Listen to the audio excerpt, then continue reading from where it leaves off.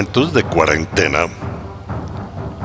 Corrían los años 1960 a finales y comienzos de los años 70 del siglo pasado, y en Norteamérica se preparaba durante ese tiempo lo que era o lo que iba a ser la conquista de la Luna. En esa época, los astronautas tenían un entrenamiento de supervivencia riguroso, y la CIA escogió la frontera de Colombia y Panamá para traer los aspirantes a astronautas en su entrenamiento de supervivencia.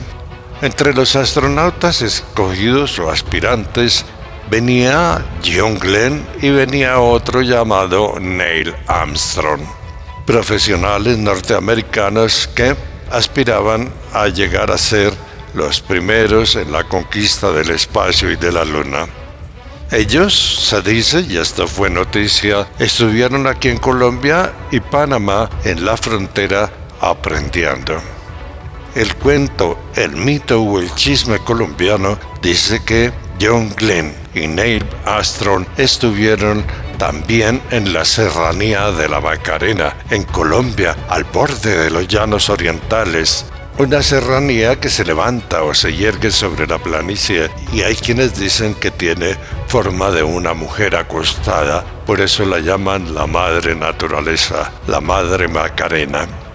En ese tiempo, el chisme decía que estos astronautas fueron llevados a una base secreta que existía en la serranía de la Macarena. Una base secreta donde los norteamericanos habían instalado cohetes. La palabra misil no era muy conocida. Y allí en esa base secreta, en algunas cuevas, estuvieron los astronautas, los aspirantes astronautas en su curso de entrenamiento. De esa base secreta que se decía existía en la Macarena, hubo también otros cuentos. Se decía que habían visto varios grupos de norteamericanos recogiendo muestras del suelo. Entonces se regó la historia, el cuento o el mito de que en la serranía de la Macarena había mucho uranio, que Colombia en esa parte del país era muy rica en uranio y que debíamos comenzar a explotarlo. Aquel era el tiempo de la fabricación constante y continua de las bombas atómicas y se necesitaba mucho uranio. Otro cuento, otra historia, otro mito, otro chisme que tiene que ver con la serranía de la Macarena está relacionado con visiones de ovnis. Cuando estuvieron los primeros colonos en los años 50, 60, que se asentaron allí en la Macarena, hablaban o contaban de la aparición de objetos raros que en esa época se llamaban platillos voladores, de donde bajaban personajes o marcianos que secuestraban a la gente. Y esas son las historias, mitos, cuentos, chismes relacionados con astronautas y cosas raras en la Macarena. Pero vamos ahora al 20 de julio de 1969, cuando el ser humano, la humanidad, en pies de los astronautas, estaba a punto de llegar a la superficie de la Luna en una nave llamada Apolo 11, cuyo comandante era el astronauta del que ya hablamos, Neil Armstrong. Ese 20 de julio, Bogotá, la capital de Colombia, estaba totalmente silenciosa. No había nadie, los carros no se veían casi, solo se veían los buses de transporte municipal. La gente estaba guardada en sus casas esperando la transmisión por televisión de la llegada de los norteamericanos a la Luna. En esa época, como había pocos televisores, en un periódico importante ubicado en una esquina importante del centro de Bogotá, se colocaron algunos televisores y la gente se aglomeraba para ver la llegada del ser humano a la Luna. En ese periódico ocurrió algo que me fue contado por un viejo linotipista. Un linotipista que narraba una historia rara y extraña, pero solo para sus conocidos y amigos, para las personas que les tenía confianza. Un linotipista, quiero aclarar, es un personaje que sabe teclear una máquina y en esa máquina él construye, tecleando, barritas de plomo que se acumulan o se aglomeran para dar forma a las páginas. En estas barritas de plomo quedaban impresas las palabras y oraciones. Todo se unía y se daba forma a una plancha con la que se imprimían las páginas del periódico. Aquel día 20 de julio de 1969 había 3 linotipistas de turno porque esperaban sacar una edición especial. Las máquinas de linotipo, según me contó, quedaban como en un sótano y allí estaban hileras donde trabajaban, vuelvo y repito, los linotipistas. El resto de personal ese día, periodistas, fotógrafos y otros técnicos, estaban en el primer piso mirando por televisión el magno acontecimiento de la llegada del ser humano a la luna. Los 3 linotipistas que se quedaron en el sótano trabajando, tecleando para sacar barritas de plomo, estaban tranquilos y de un momento a otro se fue la luz, se fue la corriente eléctrica, las máquinas se pararon y todo quedó semioscuro. Entonces apareció en el centro de la habitación un bombillo y el testigo amigo literalmente lo definía así. Era una luz que era un bombillo que flotaba, que se movía por entre las máquinas y entre ellos. Los linotipistas, asustados, sin entender qué ocurría, se separaron de las máquinas y en ese momento fue cuando se dieron cuenta que el techo e incluso la parte alta de las máquinas, que eran muy altas, comenzaron a moverse, a ondular como derretidas. El testigo contaba que era como si fueran de melcocha, como cuando uno hace un batido de melcocha o hace un batido de dulce, una barra de dulce caliente que la puede moldear. Según el testigo, esto estaba ocurriendo en el techo y en la parte alta del salón donde estaban. El bombillo seguía moviéndose con su luz blanca, según contó, con su luz blanca intensa, moviéndose por la habitación. 2 de los linotipistas, asustados, salieron corriendo a avisarle a los demás que algo estaba sucediendo abajo en la sala del linotipo. La luz siguió moviéndose, el techo y la parte alta de la habitación siguió ondulando con brillos extraños, contaba el testigo, y de pronto, de un momento a otro, todo se apagó y volvió a la normalidad. Y esto ocurrió, decía el testigo, cuando llegaron los periodistas y la gente que habían llamado los 2 linotipistas que vieron o fueron testigos del suceso. Del hecho, no se habló más. Hubo unos pocos comentarios y hay que pensar que en esa época hablar de platillos voladores y de marcianos, como se les conocía en ese tiempo, no era fácil. El que hablaba de eso era tildado de loco o era obligado a callar por las empresas, los gobiernos y las religiones. La historia de lo que ocurrió aquel 20 de julio de 1969 en un periódico importante de Colombia se olvidó y desapareció. La siguiente es una simulación, una recreación que hicimos alguna vez para un programa de televisión relacionado con la historia que viene.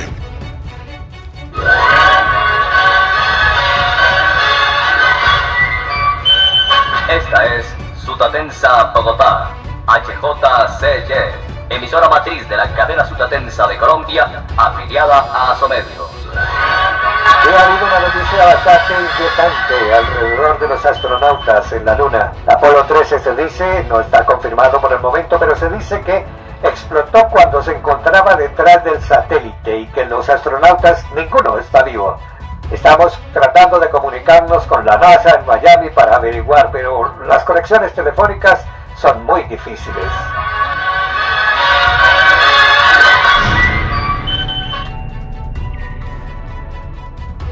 Continuamos con la segunda historia. Vamos a ir más adelante en el tiempo con la historia de el Apolo 13. En el año de 1970, si no estoy mal, en abril, las naves Apolo norteamericanas siguieron en el proceso de exploración y conquista de la Luna. Entre las naves que se mandaron hubo una que se llamó Apolo 13.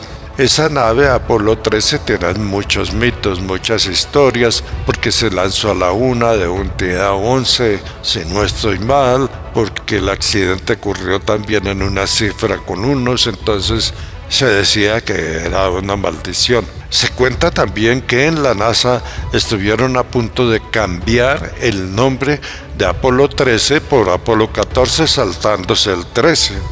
Sin embargo, los científicos de la NASA dijeron que eso no se debía hacer porque era comparar la ciencia con la superstición y que la nave debía llevar el nombre de Apolo 13.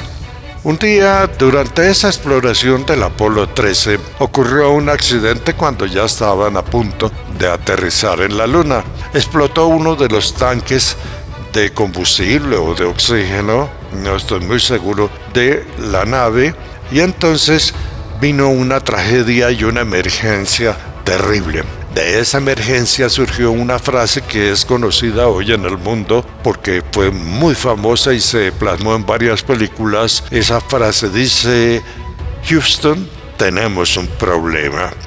Efectivamente, el problema era grande. En Colombia eran más o menos las 11 de la noche. Era la medianoche o la madrugada, y aunque las noticias iban despacio, el acontecimiento de los problemas del Apolo 13 llegando a la Luna se conocieron, y de inmediato algunas emisoras en horas tempranas de la madrugada comenzaron a lanzar la noticia. La noticia era que la nave Apolo 13 había explotado y que los astronautas se habían muerto. Algunos llegaron a decir que los cadáveres de los astronautas estaban flotando en el espacio. Amaneció Colombia, amaneció Bogotá, y el chisme de la muerte de los astronautas se regó por la ciudad.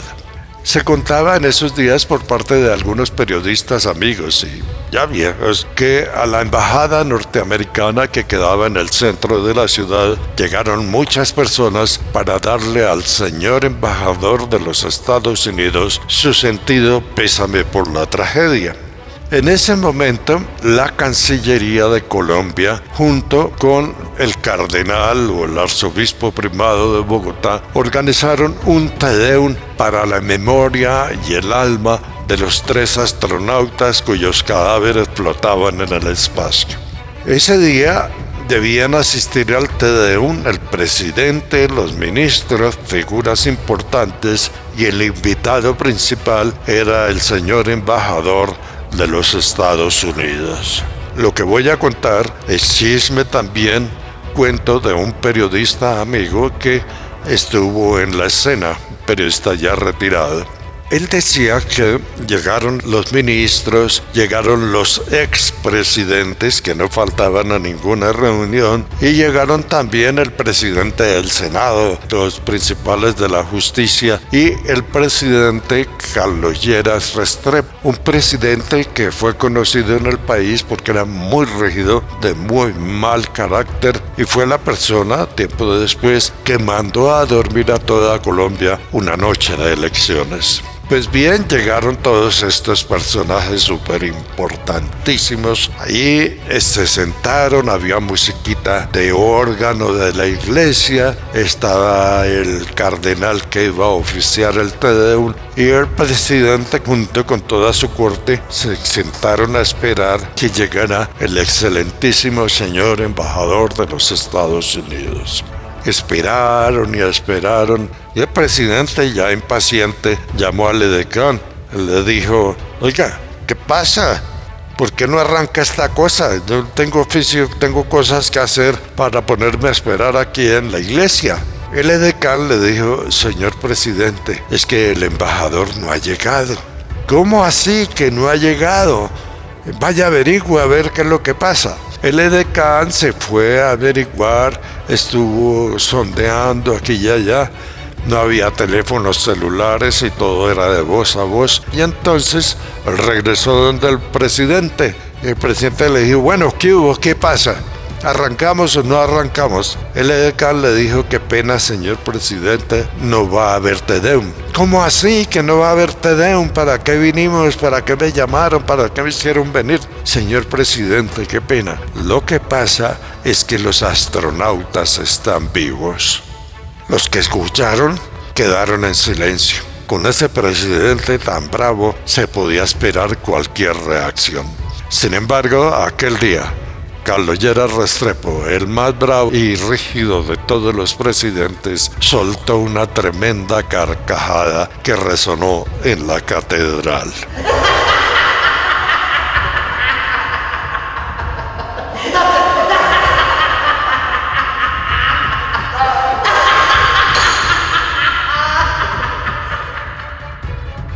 De esa misma época, por esos días, se organizó por parte de los hippies y una emisora radial juvenil un concierto en un lugar llamado Sabrinsky, un semidesierto cerca a Mosquera, muy cerca también de la ciudad de Bogotá. Allí fueron los muchachos, estuvieron cantando, bailando, porque esa era la moda. El lema de ellos era haga el amor y no la guerra, y cantaban y de todo. Un grupo de estos jóvenes, siguiendo la premisa de haga el amor y no la guerra, se fueron hacia un lado del semidesierto de Sabrinsky, se arrinconaron allá en su cuento de haga el amor y no la guerra.